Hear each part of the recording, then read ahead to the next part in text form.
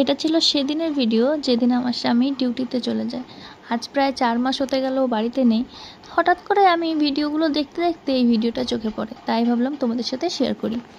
ভাই খাওয়া শুরু করে দিয়েছে।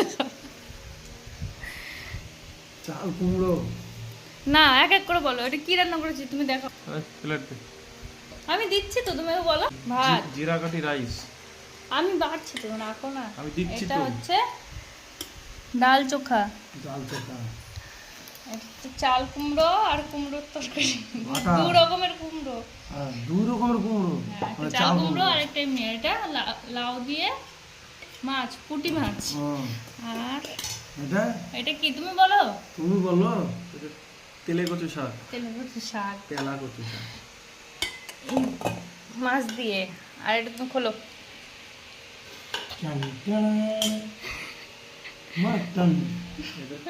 আর স্যালাড। লবণটাও রান্না করো না।